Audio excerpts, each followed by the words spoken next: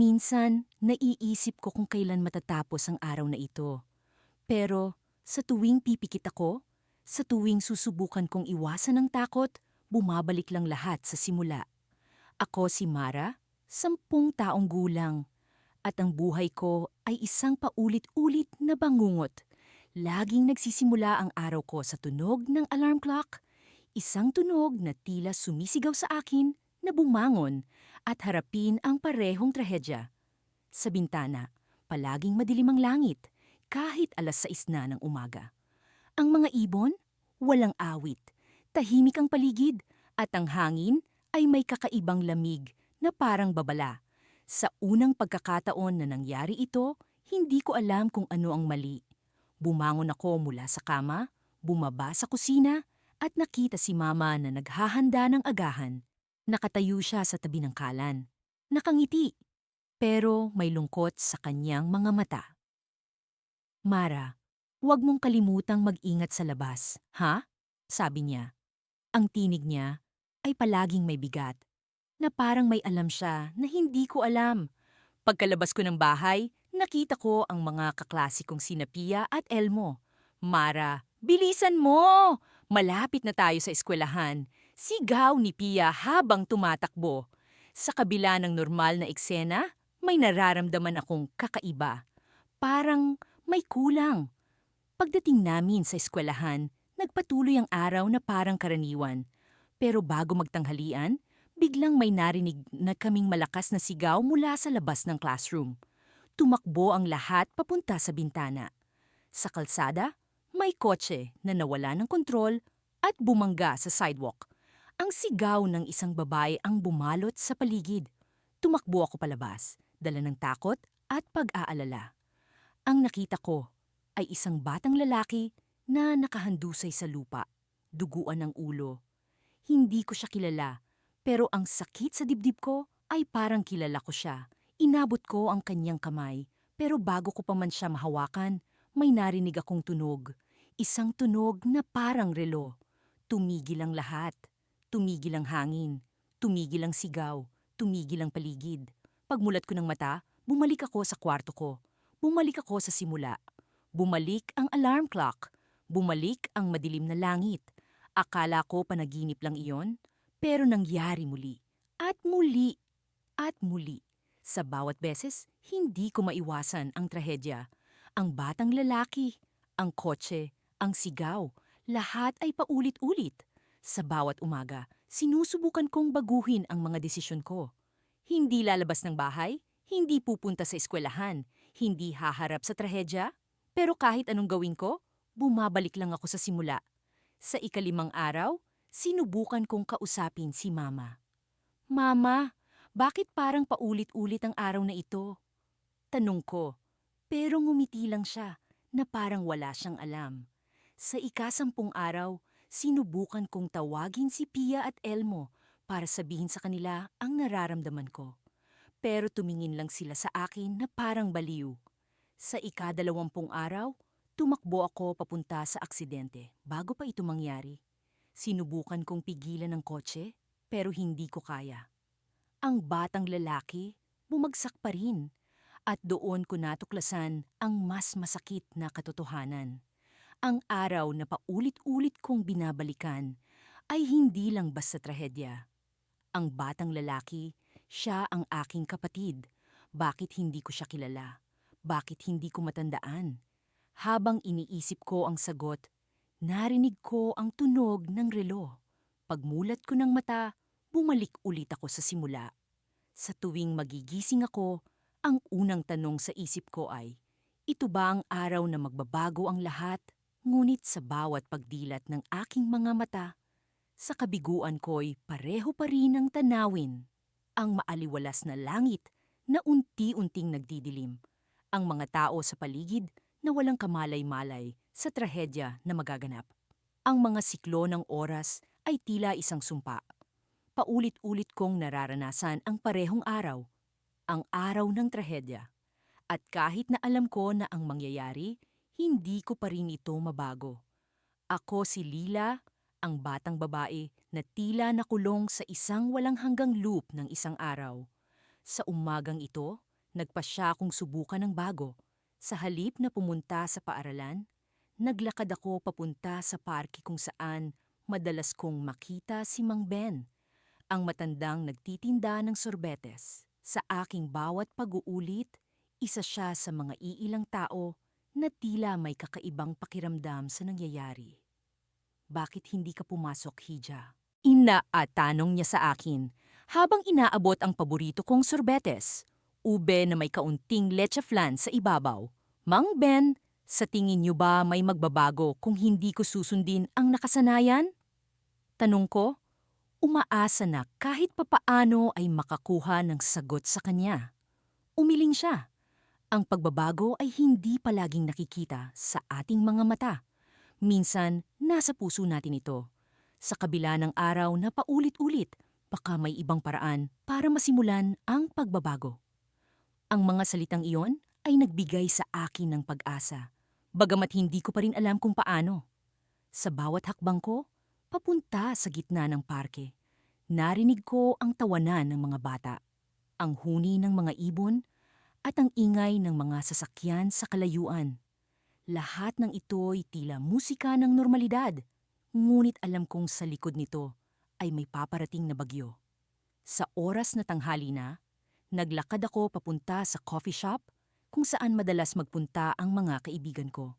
Nasa loob sina Mia at Jake, nag-uusap at nagbibiruan. Sa kabila ng aking pakiusap na mag-ingat sa araw na ito, hindi pa rin nila ako pinapaniwalaan. Para sa kanila, normal lang ang lahat at ako lang ang tila nagiging paranoid. Siguro kailangan mong magpahinga, Lila.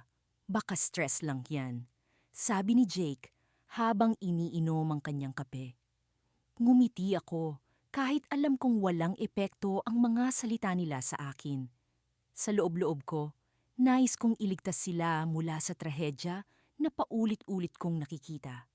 Pero paano nga ba? Sa bawat pagtatangkang baguhin ang mga pangyayari, bumabalik lang ako sa simula. Nang dumating ang hapon, naramdaman ko ang pagbigat ng hangin. Tila may mga palatandaan na ang trahedya ay malapit nang mangyari. Bumalik ako sa bahay at kinausap si Mama. Nagsimula akong magkwento tungkol sa aking nararamdaman, ang pag-uulit ng araw, ang trahedya na hindi ko maiwasan. Ngunit tulad ng dati, ang tugon niya ay isa lamang ng ngiti at pagyakap. Laila, mahalaga na matutunan mong tanggapin ang mga bagay na hindi natin makontrol.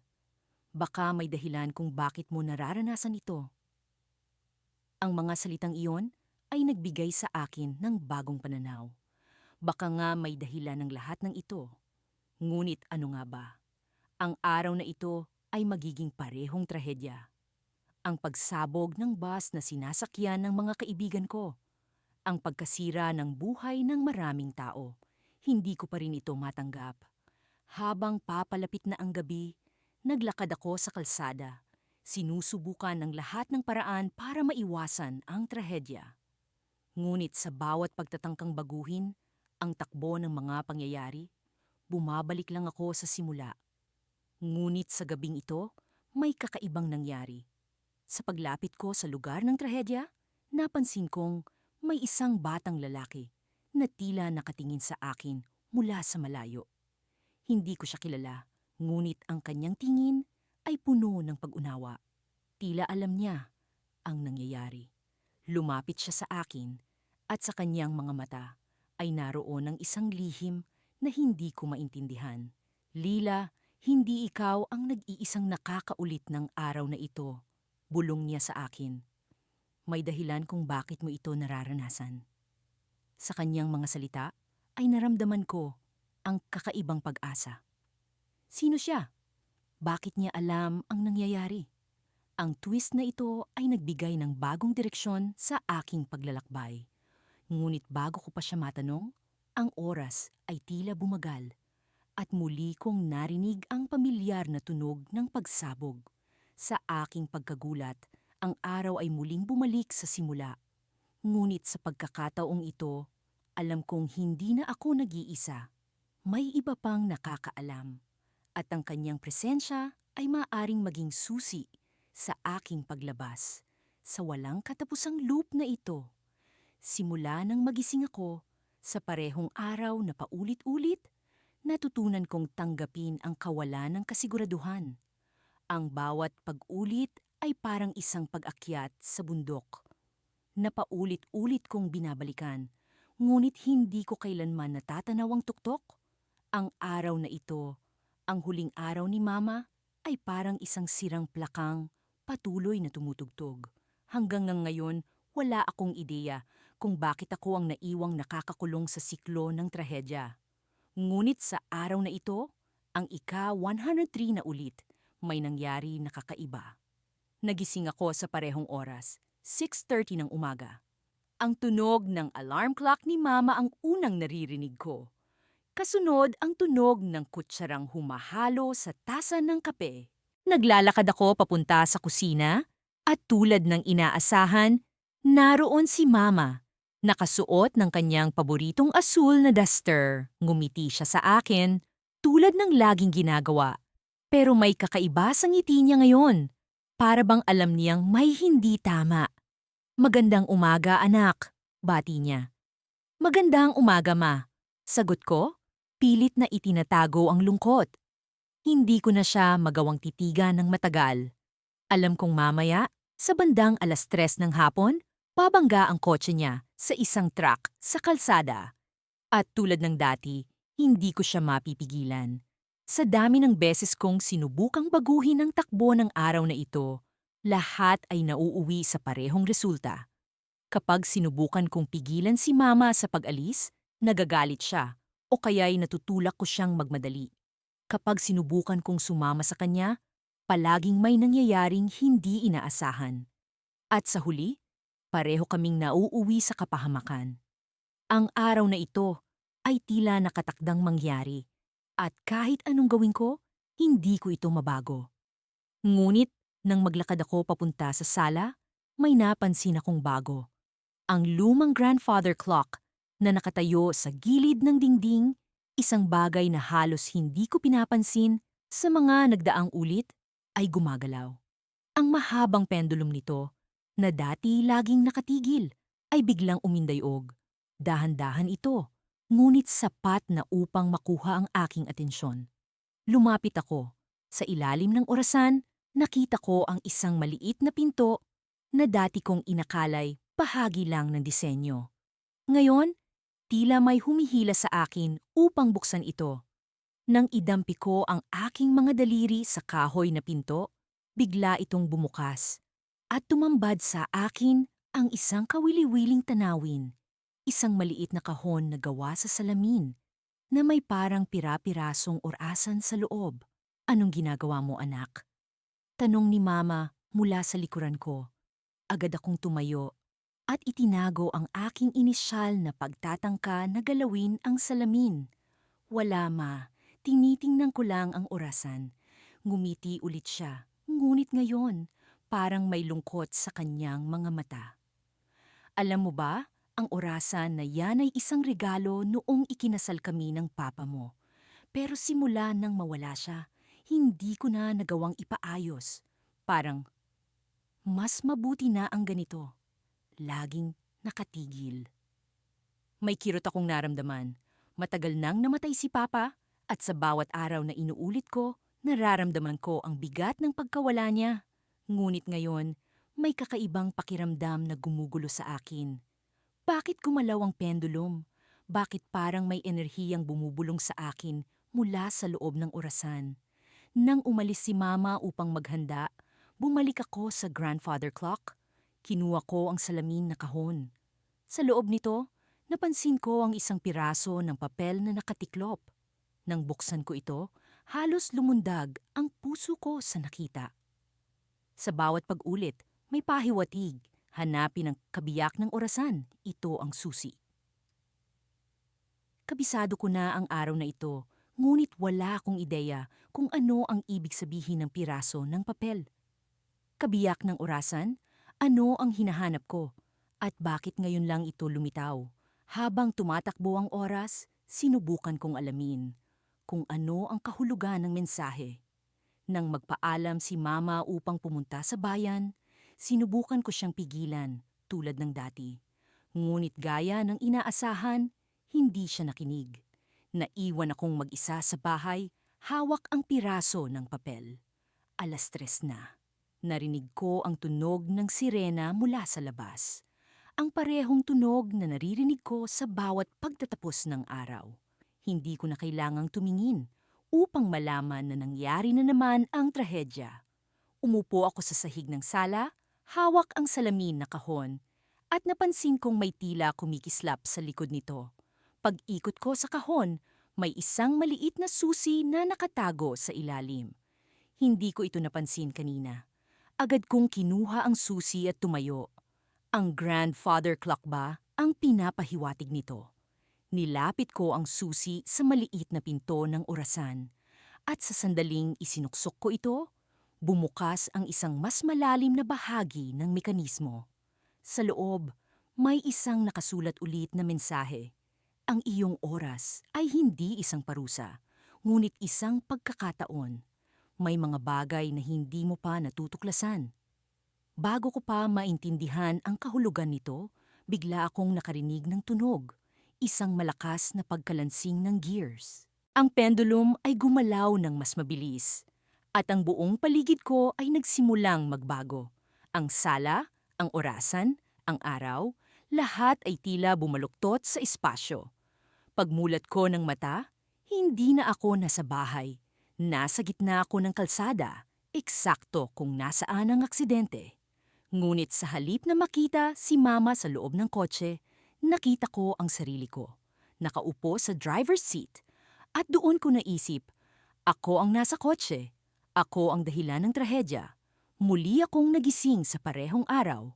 Ang araw na tila ginuguhit ng kalangitan sa pader ng kawalang pag-asa. Ang parehong tunog ng alarm clock. Ang parehong amoy ng sinangag na niluluto ni Mama. Ang parehong sinag ng araw na tumatama sa bintana ng kwarto ko. Sa unang mga loop, sinubukan kong labanan ang araw na ito. Baguhin ang mga desisyon ko. Ngunit sa huli, pareho lang ang resulta. Ang trahedya. Hindi ko alam kung bakit ako ang nakulong sa ganitong kalagayan. Bakit ako? Ako lang ba? O may iba pang nilalang na tulad ko na paulit-ulit na binubuhay ang kanilang kasawian? Sa bawat pag-ulit, sinikap kong maging mas matalino, mas mabilis, mas maingat. Ngunit kahit anong gawin ko, nauuwi pa rin sa parehong eksaktong sandali, ang sunog, ang sigaw, ang pagkawala. Sa tuwing sinusubukan kong iligtas si Mama, ang mga pangyayari ay tila may sariling isip, parang may puwersang humihila sa akin, pabalik sa parehong resulta. Ang apoy, ang pagguho ng bubong, ang amoy ng nasusunog na kahoy, ang sakit ng pagkawala. Ngayon, sa ika-70 ulit na pagsisimula ng araw na ito, nagdesisyon akong subukan ang ibang taktika. Hindi na ako susugod sa kusina para pigilan si Mama sa paggamit ng lumang gas stove. Hindi ko na siya uudyukan na magpahinga para hindi siya magluluto. Sa halip, magmamasid ako, maghihintay. Susubukan kong hanapin ang ugat ng trahedya. Pagkababa ko mula sa kwarto, naroon si Mama. Masigla pa rin, sinasabay ang pag-awit niya sa radyo habang nagluluto. "Good morning, anak!" Bati niya sa akin, puno ng sigla. Parang wala siyang kaalam-alam na sa ilang oras, ang lahat ng ito ay maglalaho. Ngumiti ako. Pilit na pinipigil ang panginginig ng boses ko. "Good morning, Ma." Naupo ako sa mesa, pinapanood ang bawat galaw niya. Napansin ko ang bawat detalye, ang paraan ng paghawak niya sa sandok, ang pag-ayos niya sa apoy, ang pag-abot niya sa garapon ng asin. Walang kakaiba, walang bakas ng kapahamakan. Ngunit sa isang iglap, naramdaman ko ang malamig na hangin sa likod ko. Napalingon ako. Wala namang tao. Ang pinto ay nakasarado at ang mga bintana ay walang galaw. Ngunit ang hangin ay tila may daladalang alingawngaw, isang pahiwatig. "Anak, ayos ka lang ba?" Tanong ni Mama, halatang napansin ang kakaiba kong kilos. Ma. Iniisip ko lang kung bakit ang saya-saya mo palagi. Sagot ko, pilit na nilihis ang usapan. Tumawa siya. Bakit ba hindi? Isa kang blessing sa buhay ko, anak. Kahit anong mangyari, ikaw ang dahilan kung bakit ako lumalaban. Ang sinabi niyang iyon ay parang sibat na tumusok sa puso ko. Kaya ba ako ang nakulong sa loop na ito? Dahil sa akin, ako ang dahilan ng lahat ng ito? Pero paano? Makalipas ang ilang minuto, biglang tumigil ang radyo. Tumahimik ang paligid. Tila may bumalot na kakaibang enerhiya sa hangin. Isang bigat na hindi ko maipaliwanag. Napatingin ako kay mama na nagtaas ng kilay, halatang nagtataka rin. Baka sira na itong radyo. Bulong niya habang inaabot ang plug. Ngunit bago pa man niya mahila ang kable, may narinig akong malakas na tunog mula sa likod bahay. Parang may nabagsak. Tumayo ako agad, tumakbo palabas. Si mama nagmamadaling sumunod. Pagdating namin sa likod bahay, naroon ang lumang swing set na matagal na naming hindi ginagamit. Isa sa mga lubid nito ay naputol at ang bakal na frame ay tila gumalaw. Hindi ito normal. Parang may gumalaw dito. Parang may presensya. Anak, baka hangin lang iyon. Balik na tayo sa loob. Tawag ni mama. Ngunit hindi ako makagalaw. Ang pakiramdam ko ay parang may nagbabantay sa amin. Isang nilalang na hindi ko maipaliwanag. Nakatitig ako sa swing at sa isang iglap, nakita ko ang isang anino, isang hugis ng tao, sa gilid nito. Napasinghap ako. Ma, may tao. May tao sa likod ng swing. Puivi. Napatigil si mama. Napatingin sa direksyon na tinuturo ko. Ngunit nang bumalik ang tingin ko sa swing, wala na ang anino. Anak, baka imahinasyon mo lang iyan. Balik na tayo sa loob. Sabi niya, halatang nag-aalala. Ngunit alam ko ang nakita ko. Hindi ito imahinasyon. Mayroong ibang puwersa sa araw na ito. Isang bagay na hindi ko pa nakikita sa mga naunang loop. Ang puso ko'y bumilis ang tibok. Ang ulo ko'y puno ng tanong. Sino o ano ang aninong iyon? Isa ba siyang sagot sa tanong ko? O isa pang bahagi ng trahedya? Pagbalik namin sa loob, parang mas mabigat ang hangin. Si mama ay bumalik sa pagluluto, pero ang galaw niya ay tila mabagal, parang may iniisip. Ako naman, hindi mapakali. Hindi ko alam kung paano ko haharapin ang nararamdaman ko. Ang loop na ito ay tila nagbabago. May bagong elemento at hindi ko alam kung ito'y magdadala ng pag-asa o mas malaking trahedya. At sa huling sandali ng araw, habang inabot ni Mama ang garapon ng asin, biglang bumukas ang pinto ng kusina. Napalingon kami pareho. Sa pintuan, naroon ang isang figura. Isang lalaking hindi ko kilala. Ang mga mata niya ay tila puno ng lungkot, ngunit may halong galit. Nakatingin siya sa akin, hindi kay Mama. "Sino ka?" tanong ni Mama. Nanginginig ang boses, ngunit ang lalaki ay hindi sumagot. Sa halip, tumingin siya sa akin. At sa isang malalim na boses, sinabi niya, "Ikaw ang dahilan kaya paulit-ulit ang araw na ito." Nanigas ang buong katawan ko. Ang isip ko'y naguluhan. Sino siya? Bakit niya alam ang tungkol sa loop? At ano ang ibig niyang sabihin? Hindi ko alam kung paano sasagot. Ngunit bago pa man ako makapagsalita, biglang sumabog ang gas stove at ang mundo ko'y muling natapos. Sa huling sandali, narinig ko ang boses ng lalaki. Sa susunod na loop, mag-ingat ka sa katotohanan. Sa pagmulat ng aking mga mata, bumungad muli sa akin ang walang hanggang siklo ng araw na ito. Hindi ko na mabilang kung ilang beses ko nang naranasan ang parehong trahedya, ngunit sa bawat paggising ko, may kakaibang bigat na bumabalot sa dibdib ko. Parang bawat ulit ay mas nagiging mahirap. Nasa parehong kwarto pa rin ako, sa parehong kama, at dinig ko ang mga pamilyar na tunog mula sa kusina. Amoy ko ang nilulutong sinangag ni Mama at naririnig ko ang malulutong na pagtawa ni Papa habang kinukulit si Bunso. Sa kabila ng normal na umagang ito, alam kong hindi ito magtatagal. Ang takot ko sa darating na trahedya ay parang multo na laging nakasunod sa akin. Sa mga nakaraang ulit, sinubukan ko ng baguhin ang mga pangyayari. Minsan, hindi ako lumabas ng bahay. Minsan naman, sinubukan kong iwasan ang mga lugar na alam kong delikado. Pero kahit anong gawin ko, nagwawakas pa rin ito sa parehong trahedya. Isang aksidente sa kalsada, isang maling pagliko, at ang mabilis na pagdating ng ambulansya na huli na. Ngayon, nagpasya kung subukang makipag-usap sa kanila. Marahil kung makumbinsi ko si Mama at Papa na manatili na lang kami sa bahay o kaya'y gawin ang lahat ng posibleng paraan para iwasan ang kalsadang iyon. Baka sakaling magbago ang lahat. Mama, Papa, simula ko habang nag-aalmusal kami. Alam niyo bang may nangyayaring kakaiba sa akin? Tumingin sila sa akin. Parehong nakangiti. Hindi alintana ang bigat ng sasabihin ko. May mga araw na parang nauulit. Anong ibig mong sabihin, anak? Tanong ni Papa habang umiinom ng kape. Parang nabubuhay ako sa parehong araw, paulit-ulit.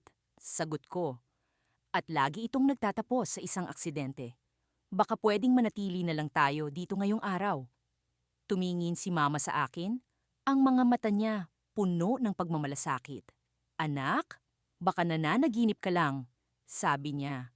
Nandito lang kami, ligtas ka. Ngunit hindi ko na mapigilan ang sarili ko. Hindi ito panaginip, Mama. Totoo ito. Sigaw ko, halos lumuhod na ako para lang makiusap. Kailangan nating umiwas sa kalsadang iyon. Ngunit sa kabila ng aking pagmamakaawa, parang hindi nila ako naririnig. Bumalik sila sa kanilang mga usapan, iniisip na isa lang itong biro o imahinasyon ng isang batang babae. Wala akong nagawa kundi umiyak. Bakit hindi nila ako pinapakinggan? Bakit hindi nila ako maintindihan? Lumipas ang oras. At naramdaman ko na naman ang pagpatak ng ulan, eksaktong tulad ng dati. Ang ulap sa langit ay tila ba isang babala ng kapahamakan. Sa wakas, napagdesisyunan kong sundan ang aking pamilya. Ngunit sa pagkakataong ito, hindi ko sila iiwan. Sa pag-alis namin ng bahay, pilit kong iniisip ang lahat ng posibleng paraan para baguhin ang kanilang landas. Habang naglalakad kami papunta sa kalsadang iyon, may naramdaman akong kakaiba. Parang may kung anong bumubulong sa akin, isang tinig na hindi ko maipaliwanag. May paraan, sabi ng tinig. Ngunit hindi ko alam kung paano. Habang papalapit kami sa kalsada, biglang bumuhos ang malakas na ulan. Lahat kami nagmadaling tumakbo, papunta sa silungan. Sa gitna ng kaguluhan, nakita ko ang isang matandang babae. Nakatayo sa gilid ng kalsada, tila ba may hinihintay. Ang kanyang mga mata ay sumalubong sa akin, puno ng pangunawa at misteryo. Alam ko ang nangyayari sa'yo, bulong niya, na parang lumulutang sa hangin ang kanyang tinig. Hindi mo maiiwasan ang kapalaran, ngunit may pagkakataon kang magbago. Sa sandaling iyon, naramdaman ko ang kakaibang lakas. Ang mga mata ng matanda ay tila may sinasabi, na tila ba may lihim siyang alam na hindi ko pa natutuklasan. Ngunit bago pa man ako makalapit sa kanya, isang malakas na busina ang pumuno sa paligid. Sa paglingon ko, nakita ko ang paparating na sasakyan eksaktong tulad ng dati. Ngunit sa pagkakataong ito, hindi ako natakot. Sa halip, may kung anong katiyakan sa puso ko na may magagawa ako. Tumakbo ako, sinusundan ng tinig ng matanda sa hangin. At sa pag-abot ko sa gitna ng kalsada, naramdaman kong may kakaibang nangyari. Ang oras ay tila tumigil. Ang ulan ay nagmistulang mga kristal na nakalutang sa ere. Sa pagkakataong ito, alam kong may posibilidad akong baguhin ang lahat. Ngunit paano? Napatingin ako sa aking paligid, naghahanap ng sagot. Sa gilid ng kalsada, nakatayo pa rin ang matandang babae. Ngumiti siya sa akin. Ikaw lang ang may susi, sabi niya. Ngunit bago pa man ako makapagtanong, nawala siya na parang bulang pumutok. Sa sandaling iyon, isang liwanag ang bumalot sa akin at naramdaman kong bumabalik ang lahat sa simula. Ngunit sa pagkakataong ito, may baon akong bagong pag-asa at kaliwanagan. Kung ako nga ang tanging may kakayahang baguhin ang araw na ito, hinding-hindi ko ito sasayangin. Ngayon, alam kong may paraan. Kailangan ko lang itong matuklasan bago mahuli ang lahat. Sa muling pagmulat ng aking mga mata, bumungad sa akin ang pamilyar na tanawin ng aming munting sala. Ang mga sinag ng araw na pumapasok sa bintana ay tila ba mga sinulid ng ginto na lumalamutak sa aming lumang kurtina. Alam kong babangon na si Mama mula sa kusina upang simulan ang araw, ngunit alam ko rin na ang mga susunod na oras ay magdadala ng parehong trahedya na ilang ulit ko nang naranasan. Sa bawat pag-ulit ng araw na ito, tila ba nagiging mas mabigat ang aking damdamin. Subalit, sa tuwing nararamdaman kong nawawala na ang aking pag-asa, palagi kong itinatatak sa isip ko ang hangarin kong baguhin ang hinaharap. Kung may oportunidad mang dumating upang maisalba ang araw, ito na yon. Hindi ko na palalampasin pa. Habang nag-aalmusal kami ni Mama, sinikap kong ipakita ang ngiti sa kabila ng aking pangamba. Anak, parang ang saya mo ni ngayon ah. Puna niya habang iniaabot sa akin ang tasa ng gatas. Tumango lang ako at sinabi, kailangan lang ma, minsan kailangan nating magpanggap para lumakas ang loob. Basta tandaan mo, nandito lang ako kapag kailangan mo ng kakampi, sabi niya sabay himas sa aking buhok. Ngunit ang mga salitang iyon ay labis na nagdadala ng kirot sa aking puso. Dahil sa bandang huli ng araw na ito, wala na siya. At iyon ang pinakamahirap sa lahat. Ang malaman na kahit anong pilit ko, ay hindi ko siya maililigtas. Nang pumasok ako sa eskwela, hindi ko mapigilang mapaisip sa mga pagkakataong nasayang ko noong mga nakaraang ulit. Marahil kung mas naging matalas lang ako, baka may magawa ako para baguhin ang lahat. Ang bawat detalye ng araw na ito ay parang nakatatak na sa aking isipan. Ang mga salita ng aking guro, ang mga tawanan ng mga kaklasiko, at maging ang mga tunog ng mga sasakyan sa labas ng bintana. Lahat ay tila musika sa aking pandinig. Ngunit sa halip na magpakaawa, sinikap kong hanapin ang mga pagkakaiba. Kahit na sa pinakamaliit na bagay, isang bagay na maaaring makapagpabago sa takbo ng araw. Sa bawat pag-uulit, may mga pagkakataon akong natutuklasan na tila baga nagbabago rin kasabay ng aking mga aksyon. Ngunit ang mga pagbabago ay hindi sapat upang mailigtas si Mama. Sa hapon, habang pauwi, dumaan ako sa paboritong tindahan ng sorbetes ni Mama. Iniisip kong baka sa maliit na paraang ito ay mabigyan ko siya ng kahit konting kaligayahan. Isang vanila, pakiusap, sabi ko sa tindera. Ang simpleng kaligayahan ay minsan nagmumula sa mga maliliit na bagay. Ngunit habang papalapit na ako sa aming bahay, tila ba may bumubulong sa aking isipan na kailangan kong magmadali. Pagdating ko sa bahay, narinig ko ang pag-uusap ni na Mama at ni Tita Ana. Ang kanilang usapan ay tila isang krusyal na bahagi ng puzzle na tila hindi ko mapagtagpi-tagpi. Kailangan mo nang sabihin sa kanya, ate. Narinig kong sabi ni Tita Ana. Hindi na siya bata para hindi niya maintindihan. Sasabihin ko rin sa kanya sa tamang panahon, sagot ni Mama, na puno ng pangamba ang boses. Ayokong masaktan siya. Hindi ko alam kung ano ang tinutukoy nila, ngunit alam kong may kinalaman ito sa trahedya ng araw na ito. Dumaan ako sa sala at biglang tumigil ang kanilang usapan. Nandyan ka na pala, anak, sabi ni Mama. Napilit pinapawi ang kaba sa kanyang mukha. Oo, Mama. Bumili ako ng sorbetes para sa iyo, sabi ko. habang inaabot sa kanya ang plastik na tasa. Alam ko paborito mo to. Salamat anak, sagot niya habang tinatanggap ang sorbetes. Ngunit sa loob ng puso ko, ramdam ko ang bigat ng mga bagay na hindi niya sinasabi. Habang magkasama kami sa kusina, napansin kong tila ba may sinasabi ang mga mata ni Mama. Mga salitang hindi niya kayang bigkasin. Ma, may nais ka bang sabihin sa akin? Tanong ko, puno ng pagdududa. Bago pa man siya makasagot, biglang nagring ang telepono. Agad akong kinabahan dahil sa bawat ulit ng araw na ito, ang tawag na iyon ang nagsisilbing hudyat ng paparating na trahedya. Ngunit sa pagkakataong ito, may kakaiba. Hindi ko inaasahan ang mga sumunod niyang sinabi. Hello, sino to?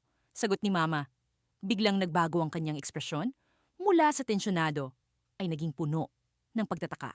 Ano? Hindi maaari. Hindi pwede. Ang kanyang mga mata ay lumingon sa akin, puno ng takot at pagkabigla. Anak, may kailangan tayong gawin. Ngayon na. Hindi ko alam kung ano ang ibig niyang sabihin, ngunit ang tono ng kanyang boses ay sapat na upang magdulot ng kaba sa aking dibdib. Sa pagkakataong ito, parang may ibang bagay na nagbabadya, isang pagbabago na maaring magdala sa amin sa isang bagong yugto. At iyon ang huling narinig ko bago kami nagmamadali palabas ng bahay. Sa likod ng aking isipan, isang tanong ang paulit-ulit na bumabagabag. Ito na kaya ang pagkakataon kong baguhin ang lahat? Ang araw ay nagsimula tulad ng dati, isang ordinaryong umaga, sa gitna ng isang tila walang katapusang pag-uulit. Sa kabila ng paulit-ulit na trahedya, ang aking mga hakbang ay tila automatiko na. Isinasaulo ang bawat detalye ng araw na ito. Para bang bahagi na ito ng aking sistema. Isang ritual na hindi ko maiiwasan kahit gaano ko pa subukang baguhin ang aking kapalaran. Nagsimula ang araw sa tunog ng alarm clock na palaging nagigising sa akin ng eksaktong 6:00 ng umaga. Sa kabila ng kabiguan, bumangon ako at muling hinarap ang parehong tanawin sa labas ng bintana. Ang mga ibon sa puno, ang paminsang dumaraang tao, at ang tila walang kabaguhan na kalawakan na nagsisilbing saksi sa aking paulit-ulit na pag-iral. Muli kong sinikap na baguhin ang mga kilos ko. Nagdesisyon akong hindi pupunta sa paaralan, sa kabila ng alam kong sa huli ay babalik din ako sa parehong sitwasyon. Naglakad ako patungo sa park, ang lugar kung saan madalas kong masumpungan ang sarili kong nag-iisip. Nagtatanong kung may paraan ba talaga para makawala sa loop na ito. Habang nakaupo ako sa isang bench, isang matandang lalaki na hindi ko pa nakikita sa mga nakaraang pag-uulit ang lumapit sa akin. Sa kanyang mga mata ay may kaalaman at karanasan na tila hindi niya naipapahayag sa kanyang pisikal na anyo. Alam mo bang may kakayahan kang baguhin ang araw na ito? Tanong niya sa akin. Ang kanyang tinig ay puno ng misteryo. Hindi ko alam kung paano siya nakapasok sa kwento ng araw na ito. Ngunit ang kanyang mga salita ay nagbigay sa akin ng kakaibang pag-asa. Paano? Tanong ko, puno ng pagdududa, ngunit dama ang sinseridad sa kanyang mga mata. Minsan, ang susi sa paglabas sa isang loop ay hindi nasa pagbabago ng kilos, kundi sa pag-unawa sa kung ano ang tunay na sanhi ng trahedya. Sagot niya, bago lumakad palayo, iniwan akong nag-iisip. Idinaan ko ang oras sa pagsusuri ng mga pangyayari. Ano ba talaga ang sanhi ng trahedya? Nagbalik tanaw ako sa mga sandali ng araw, sa mga tao at mga sitwasyon na naganap. Nagsimula akong mag-isip na baka ang mga taong aking nakakasalamuha ang may hawak ng susi sa aking kalayaan. Sa paglipas ng oras, muling bumalik ang takot sa aking puso. Paano kung hindi ko talaga kayang baguhin ang kinabukasan? Ngunit sa kabila ng takot, naroon ang isang bagong pag-asa. Isang pagkakataon na baka sa wakas ay may magbago. Habang papalapit ang hapon, Nagpasya akong bumalik sa paaralan. Sa bawat hakbang na papalapit sa pinto, dama ko ang bigat ng takot at pag-asa. Sa bawat pag-uulit, natutunan kong may mga bagay na hindi ko maaring takasan. Ngunit mayroon din namang mga bagay na maaari kong baguhin. Sa loob ng paaralan, hindi maiwasan ang trahedya. Ngunit sa halip na magpatalo sa takot, inisip ko ang mga salitang sinabi ng matandang lalaki. Ano ang tunay na sanhi ng trahedya? Sino ang mga tao sa paligid ko na may mahalagang papel sa araw na ito? Habang naglalakad ako sa hallway, biglang bumukas ang pinto ng isang silid na palaging nakasarado sa mga nakaraang pag-uulit.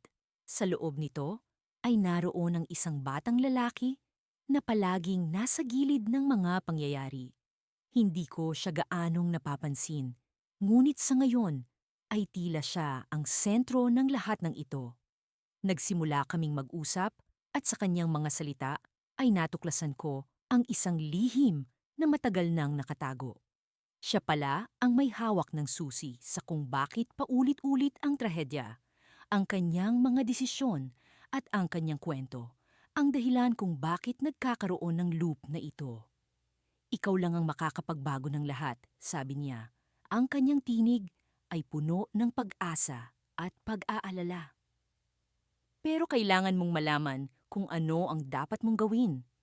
Habang naglalakad kami palabas ng silid, naramdaman ko ang bigat ng responsibilidad. Ngunit dama ko rin ang pag-asa. Ang pag-asa na sa wakas ay may magbabago. Sa wakas ay may pagkakataon akong makalabas sa paulit-ulit na bangungot na ito. Sa paglabas namin ng paaralan, nagpakawala siya ng isang malalim na hininga. Minsan, ang susi ay nasa pagtanggap at pag-unawa sa mga bagay na hindi natin maiiwasan, sabi niya, bago lumayo. Ngunit bago siya tuluyang nawala, may iniabot siya sa akin. Isang maliit na piraso ng papel na nakasulat ang mga salitang, ang susi ay nasa puso mo. Napatigil ako, ang puso ko ay binaha ng emosyon. Ano ang ibig sabihin ng kanyang mensahe? Paano ko ito magagamit para mabago ang takbo ng aking buhay? Sa sandaling iyon, naramdaman ko ang pag-ikot ng mundo. Isang palatandaan na muli na namang mag-uumpisa ang araw. Ngunit, sa pagkakataong ito, may bago sa loob ko. Isang pag-unawa, isang pag-asa, at isang pagkakataon na, sa wakas, ay makalabas sa loob na ito. Sa wakas, bumangon ako mula sa kama.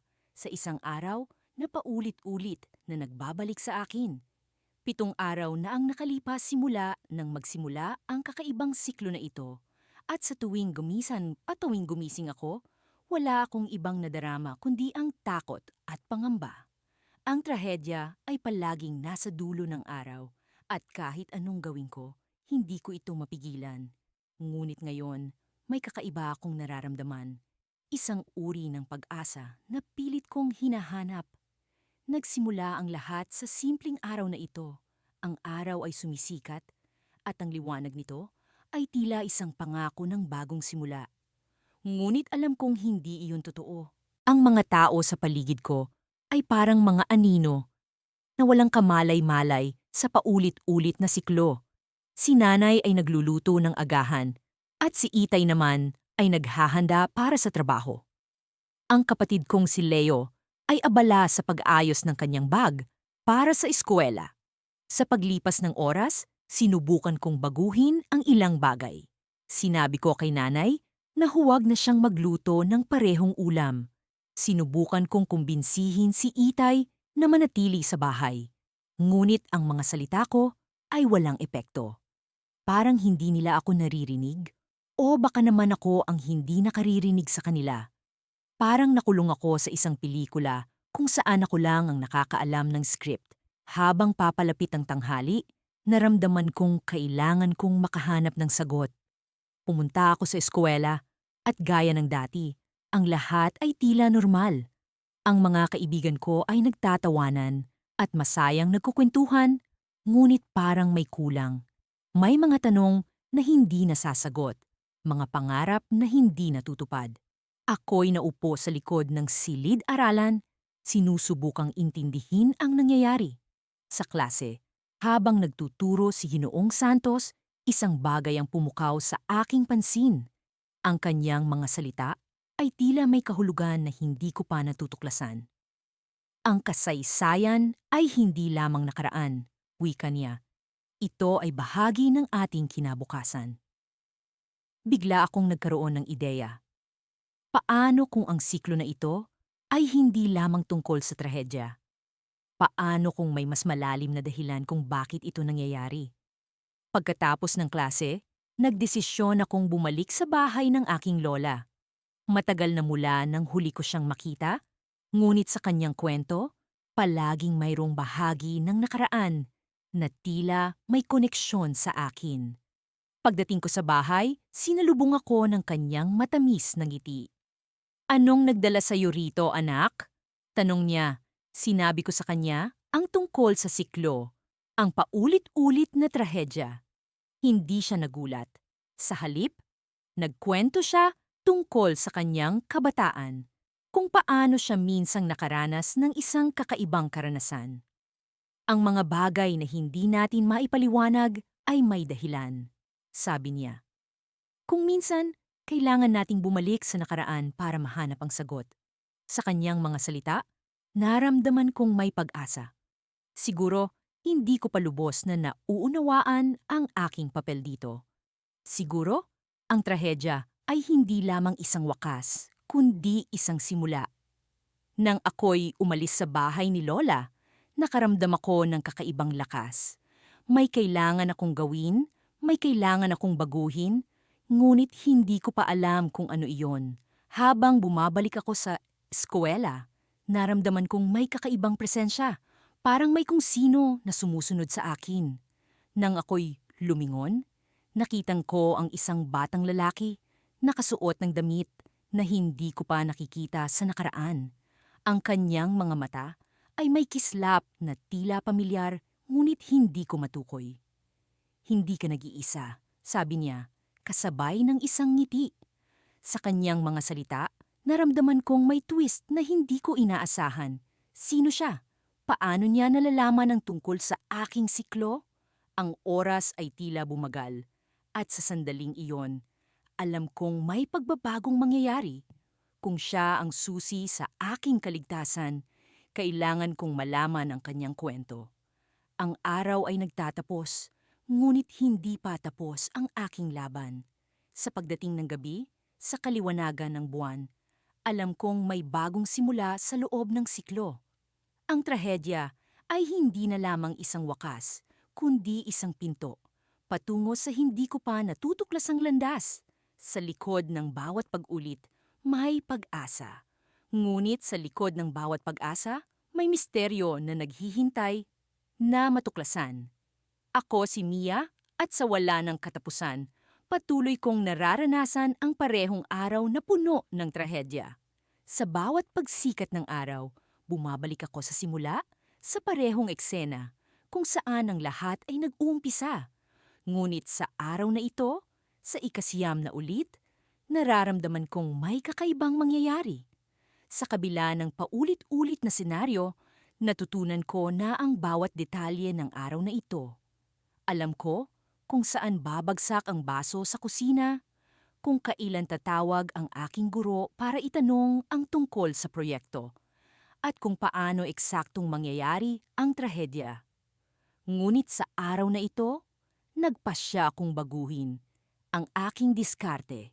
Kaninang umaga, bago pa man magising ang lahat, lumabas ako ng bahay at naglakad sa park. Alam kong sa park na ito nagsisimula ang lahat, kung saan ang matandang lalaki na hindi ko kilala ay nakaupo sa parehong bangko, nagbabasa ng pahayagan. Sa lahat ng araw na nagdaan, hindi ko siya pinansin. Ngunit ngayon, may kung anong puwersa ang nagtulak sa akin na kausapin siya. "Anong balita?" tanong ko habang umupo sa tabi niya. Napatingin siya sa akin, tila nagulat na may batang babae na nagpakita ng interes sa kanyang pahayagan. Wala namang bago," sagot niya, ngunit may kislap sa kanyang mga mata. na para bang alam niyang hindi ito ang unang beses na nagkita kami. Mister, napapansin mo ba na parang nauulit ang araw na ito? Tanong ko, sinusubukan kong basahin ang kanyang ekspresyon. Ngumiti siya, isang ngiti na may bahid ng misteryo. Minsan, may mga araw na tila hindi natatapos, di ba? Pero ang tanong, bakit? Hindi ko alam kung matutulungan niya ako. Pero may kung anong koneksyon ang nararamdaman ko sa kanya na hindi ko maipaliwanag.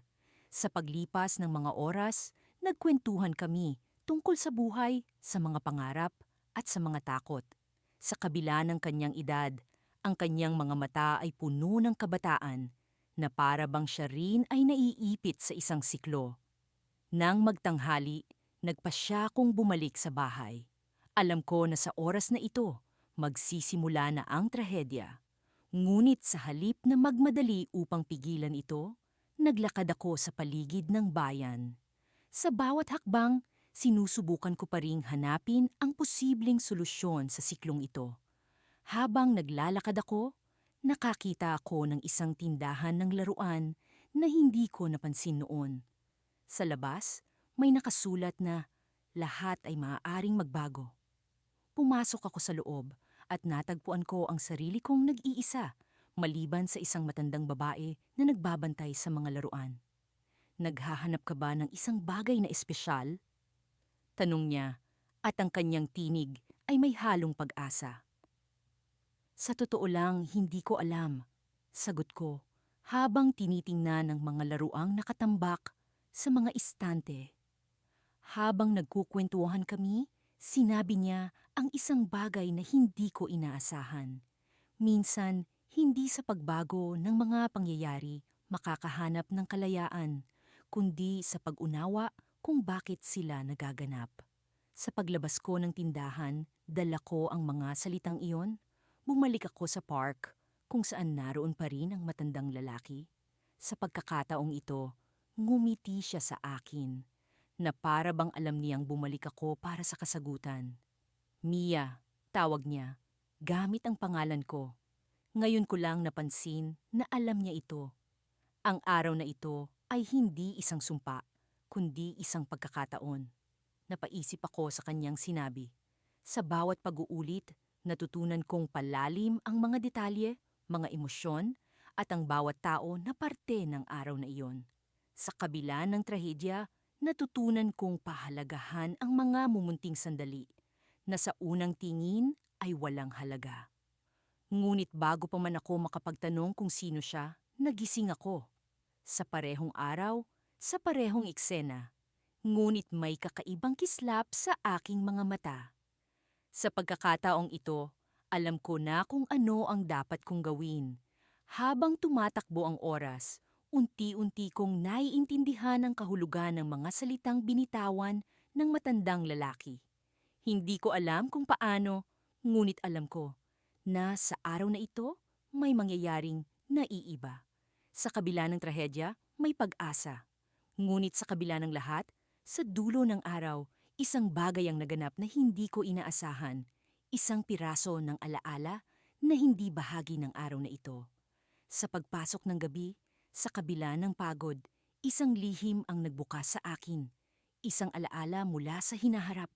Hindi ko alam kung paano, ngunit sa pagkakataong ito, marahil ito ang susi upang tuluyan ng maiba ang araw na ito. Isang linggo na ang lumipas mula nang magsimula ang trahedya. Araw-araw, gumigising ako sa parehong oras, sa parehong lugar, at sa parehong sitwasyon. Ang una kong naririnig ay ang masiglang awit ng mga ibon sa labas ng bintana. Kung hindi ko lamang alam ang mangyayari sa araw na ito, marahil ay mapapangiti pa ako sa kanilang himig. Ngunit ngayon, sa ika-10 pag-ikot, tila ang lahat ay nagiging mas malinaw. Sa kabila ng paulit-ulit na karanasan, may mga detalye akong napapansin na dati hindi ko binibigyang pansin. Ang mga bulong sa hangin, ang tila pagdaing ng mga puno, at ang mga lihim na pag-uusap sa likod ng mga saradong pinto. Ang bawat maliit na detalye ay nagiging bahagi ng mas malawak na palaisipan na pilit kong binubuo. Rebecca, bumangon ka na. Baka mahuli ka sa klase. Sigaw ni Mama mula sa kusina. Palaging ganito. Alam ko ang susunod na mangyayari. Ang pagsabog ng gas sa kabila ng daan na magdadala ng sunog sa aming bahay. Sinubukan ko ng pigilan ito. Sinubukan kong magbabala, magdala ng mga kagamitan para sa proteksyon.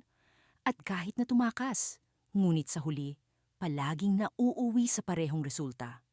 Lahat ng aking pagsisikap ay tila walang saysay. Ngunit ngayong araw, may kakaiba akong pakiramdam. Parang may bumubulong sa akin na may isa pang paraan. Isang opsyon na hindi ko pa nagagawa. Habang iniisip ko ito, bumaba ako para mag-almusal at nakita ko si Mama na nakatayo sa tabi ng kalan. Ang kanyang mukha ay puno ng pag-aalala, ngunit may bahagyang nangiti na bumubuo sa kanyang labi. Rebecca, mag-ingat ka sa pag-uwi mamaya, ha? Sabi niya na tila may ibig sabihin. Sa kanyang mga mata, nakita ko ang pag-asa.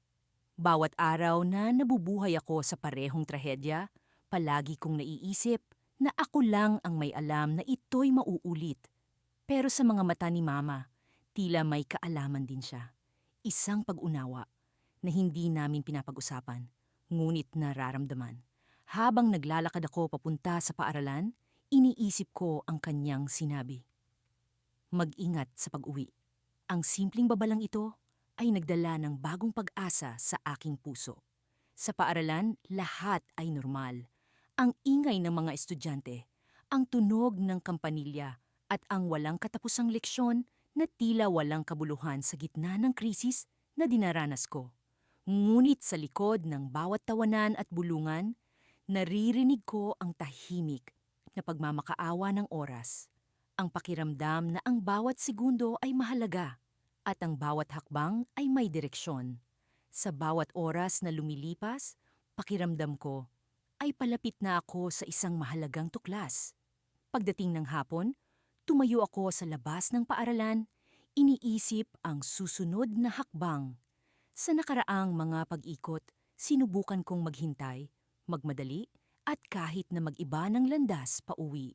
Ngunit ngayon, sa halip na bumalik sa bahay, nagpasya akong pumunta sa gasolinahan kung saan nagsimula ang lahat.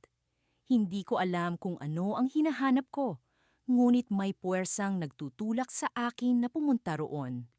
Pagdating ko, nakita ko ang isang lalaking nakatayo sa harap ng mga tangke ng gas.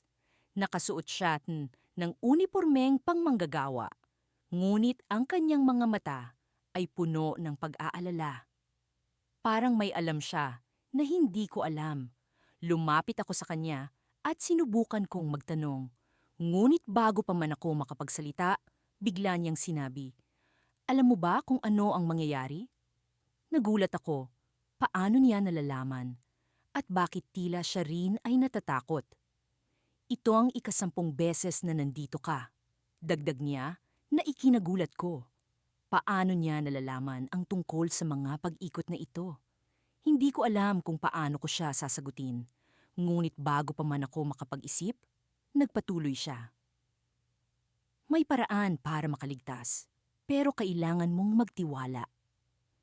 Sa likod ng kanyang mga salita, naramdaman ko ang bigat ng responsibilidad. Sa lahat ng pag-ikot, ngayon lang ako nakaramdam ng pag-asa. Ngunit paano ko malalaman kung ano ang tamang gawin? Habang iniisip ko ito, narinig ko ang malakas na pagsabog mula sa likuran.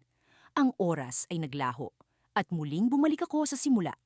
Ngunit sa pagkakataong ito, may kakaiba. Sa aking pagmulat, nakita ko si Mama na nakatayo sa tabi ng aking kama at sa kanyang mga mata ay may liwanag na hindi ko pa nakikita dati.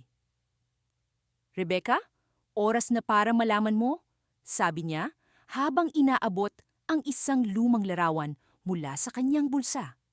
Sa likod ng larawan ay may sulat kamay na mensahe na nagbigay liwanag sa lahat ng aking tanong.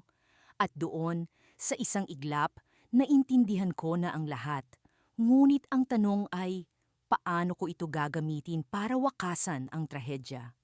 Hindi ko alam kung ika-10,000 beses ko nang naulit ang araw na ito. Ang araw ng trahedya. Ang araw na walang kapantay na sakit ang bumabalot sa akin. Ngunit nitong mga nakaraang ulit, unti-unti kong natutunan ang mga detalye ng bawat kaganapan. Para bang may puzzle akong binubuo? At ngayon, isang piraso na lang ang kulang. Paggising ko, naroon na naman ako sa parehong higaan, sa parehong silid, na tila nakulong sa isang walang hangganang siklo. Ang sikat ng araw ay lumulusot sa mga siwang ng lumang kurtina, pinalilipas ang lamig ng gabi. Muli kong tiningnan ang kalendaryo sa dingding. Walang pagbabago. Parehong petsa, parehong buwan. Isang malalim na buntong hininga ang aking pinakawalan bago bumangon. Ngayon, ang plano ko ay kakaiba. Hindi ko nasusubukang pigilan ang trahedya. Sa halip, susuriin ko ang bawat detalye, bawat galaw, bawat tao na nandoon sa eksena. Baka sakaling may makikita akong hindi ko pa nakikita sa mga nakaraang ulit. Paglabas ko ng bahay, ang kalsada ay buhay na buhay sa mga bata at matatandang naglalakad. Ang mga boses nila ay parang musika na sa aking pandinig. Isang kantang paulit-ulit na tumutugtog. Sinundan ko ang daan patungo sa eskwelahan kung saan karaniwang nagaganap ang trahedya. Sa bawat paglakad ko, ramdam ko ang bigat ng nalalapit na pangyayari. Ngunit ngayon, may kakaiba. May tila nagbabadyang pagbabago sa hangin. Pagdating ko sa eskwelahan, pinili kong umupo sa isang bench malapit sa playground. Mula doon, kitang-kita ko ang mga bata. Naglalaro sila. Walang kamalay-malay sa mangyayari. May isang batang lalaki na agad pumukaw sa aking pansin. Hindi ko siya napapansin sa mga nakaraang ulit. Ngunit ngayon, tila may kakaiba sa kanya. Nakatayo siya sa gilid, nakatingin sa langit, tila may hinihintay. Lumapit ako sa kanya, dala ang kuryosidad. "Kamusta?" Tanong ko, pilit nang ngumingiti. Ngumiti siya sa akin, ngunit ang kanyang mga mata ay puno ng lungkot. "Alam mo ba kung ano ang mangyayari?" Tanong niya. Nagulat ako. Paano niya nalalaman? "Anong ibig mong sabihin?" Tugon ko, sinusubukan kong itago ang aking pagkabigla. "Pareho lang tayo," sabi niya, at sa isang iglap, naramdaman kong may malamig na hangin na dumaan. Alam ko ang tungkol sa araw na paulit-ulit mong nabubuhay. Hindi ko alam kung paano siya makakasagot sa isang bagay na hindi ko pa nasasabi kanino man. "Paano mo nalaman?" Tanong ko, ang boses ko ay nanginginig. "Matagal ko nang nararamdaman," sagot niya, "at alam ko rin kung paano ito titigil." Ang mga salita niya ay parang kidlat na tumama sa akin. Ang posibilidad na makawala sa siklo ay tila ilaw sa madilim na daan. "Paano?" Tanong ko, puno ng pag-asa. Ngunit bago siya makasagot, narinig na namin ang hudyat ng trahedya, ang malakas na tunog ng busina. Wala ng oras, dali-dali siyang tumakbo patungo sa direksyon ng tunog at sinundan ko siya. Ang puso ko ay nagtatatalon sa kaba. Dumating kami sa harap ng eskwelahan kung saan nagaganap ang trahedya. Ang bus na palaging sanhi ng trahedya ay paparating na. Ngunit ngayon, may kakaiba. Ang batang lalaki ay nakatayo sa gitna ng daan, tila handang salubungin ang bus. "Anong ginagawa mo?" Sigaw ko, halos hindi ko na siya maabutan. Ngumiti siya sa akin. Ang ngiti ay puno ng pag-asa at kapayapaan. "Kailangan kong tapusin ito," sabi niya. "Kailangan kong ipakita sa iyo kung paano." Bago ko pa siya mahila palayo, bigla siyang tumakbo paharap at ang mundo ay bumagal. Ang bus ay tila lalong bumabagal habang papalapit sa kanya. At sa isang iglap, ang lahat ay naglaho. Ang paligid ay nagbago, ang oras ay tila tumigil. At doon, sa gitna ng kalsada, nakita ko ang batang lalaki na nakatayo pa rin. Ngunit ngayon, sa kanyang mga kamay ay may hawak na isang susi. Isang susi na kumikinang sa liwanag ng araw. "Ngayon, ikaw na ang may hawak," sabi niya. At sa isang iglap, nawala siya. Iniwan Iniwan ako sa gitna ng kalsada, hawak ang susi ng kalayaan. Ang araw ay muling umikot, ngunit ngayon may bago sa aking mga palad. Ang susi ay tila may sariling buhay, at alam kong ito ang simula ng isang bagong yugto. Ngunit paano ko ito gagamitin? Ano ang susunod na hakbang? Ang bawat posibilidad ay naglalaro sa isip ko. At sa kabila ng lahat, naramdaman ko ang kakaibang pag-asa. Ngayon, may pagkakataon na akong makawala. Ngunit ano ang magiging kapalit? Sa tuwing nagising ako sa parehong umaga, ang sikat ng araw ay tila isang malupit na paalala ng pag-uulit ng trahedya na hindi ko matakasan. Bawat sandali ay pamilyar. Ang tunog ng mga ibon sa labas ng bintana, ang amoy ng bagong lutong pandesal na bumabalot sa kabahayan. Ang mga detalye ng araw na ito ay hindi nagbabago. Ang araw na nawalan ako ng lahat. Alam ko na ang bawat galaw, ang aking ina, masigla sa kusina, ay palaging nakasuot ng kanyang bughaw na apron habang nag-aayos ng almusal.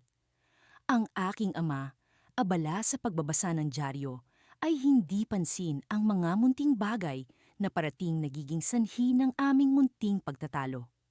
At si Lucas, ang kapatid kong lalaki, ay palaging nagmamadali, palaging abala sa kanyang sariling mundo.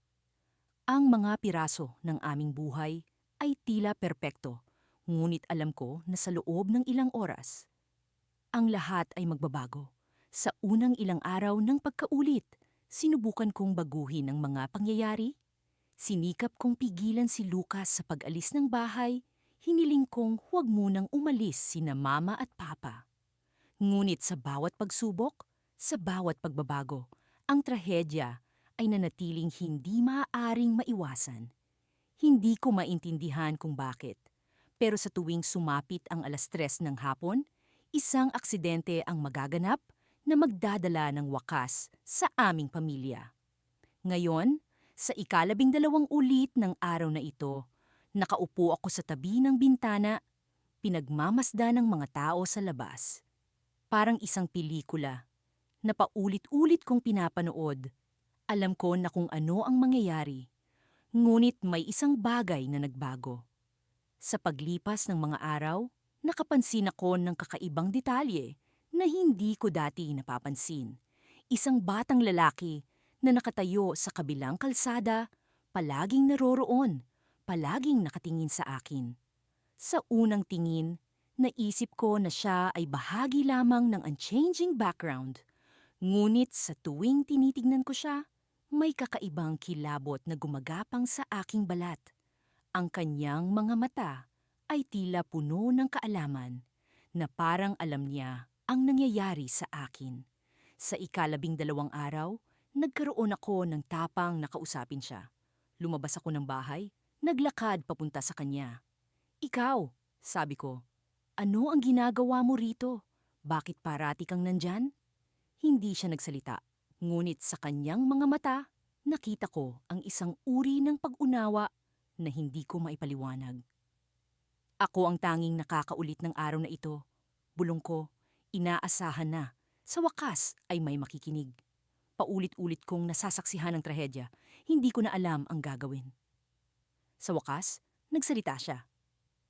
"Hindi ikaw ang nag-iisa," sabi niya. Ang kanyang boses ay puno ng misteryo. "May dahilan kung bakit nandito ka. At may paraan para matapos ito." Hindi ko alam kung dapat ko bang paniwalaan ang kanyang mga salita.